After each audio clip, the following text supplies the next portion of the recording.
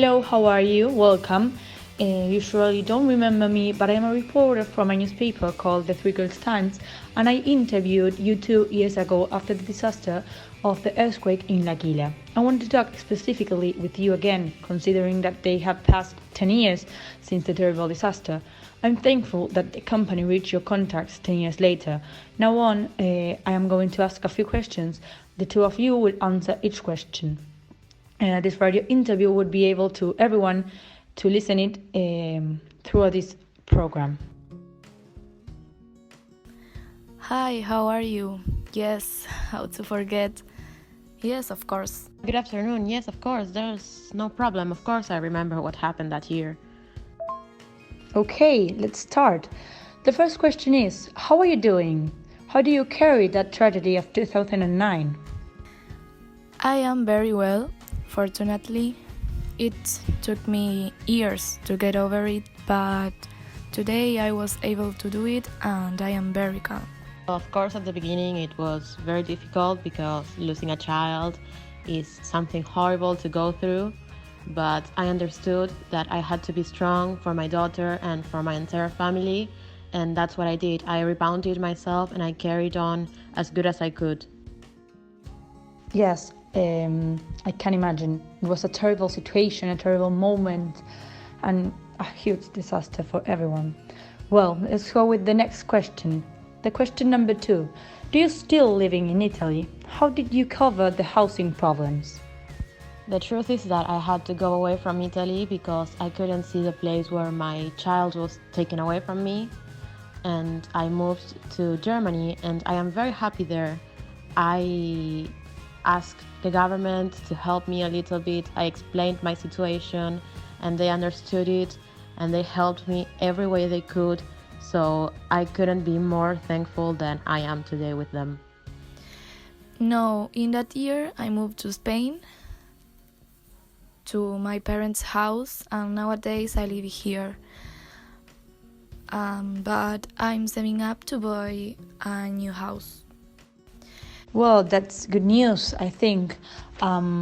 Gratefully, you could pass over the housing problems and this situation.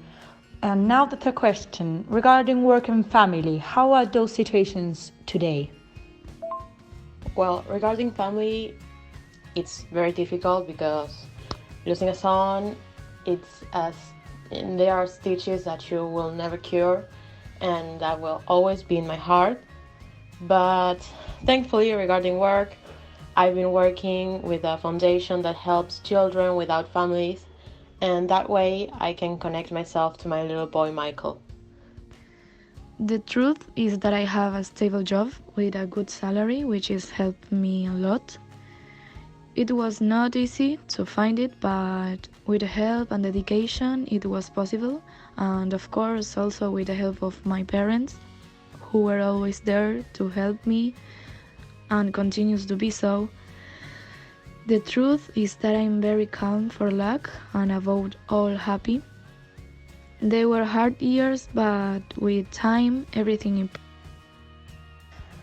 Well, that's amazing. That is so grateful to hear, and I'm so happy that you are okay and safe. According to the organization that helps little children, you can follow them or donate things through our social media. The foundation name is called Little Children, so you can find it in the internet. And not to finish with the last question, question number 4, is did the earthquake change your life, and how? Yeah, the truth is that I learned to value things very much, because you never know what can happen, and that even if you have a big house or a small one or anywhere you live, you have to be happy and know how to value it. Because there are people who don't have them because of these disasters.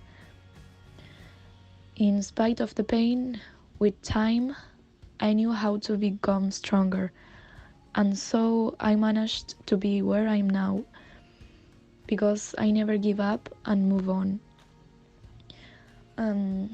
and also that you will always have someone to help you. You will never be alone.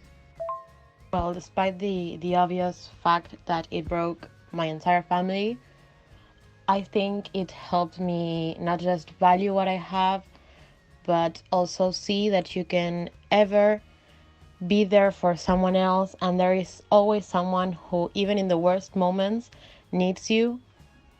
And that opened a lot my not just my life, but also my eyes, and see that there are people in my situation too, and I must help them, and they can help me because they understand what I've gone through. Well, you can understand that you are lucky people, lucky women that could pass over a situation, a very rough situation, and you are lucky. And well, we know that we can help people that are not so lucky or that need help to improve and help emotionally um, always. So now let's say goodbye to these two strong women and see you. I hope to see you soon and talk to you soon. And thank you again.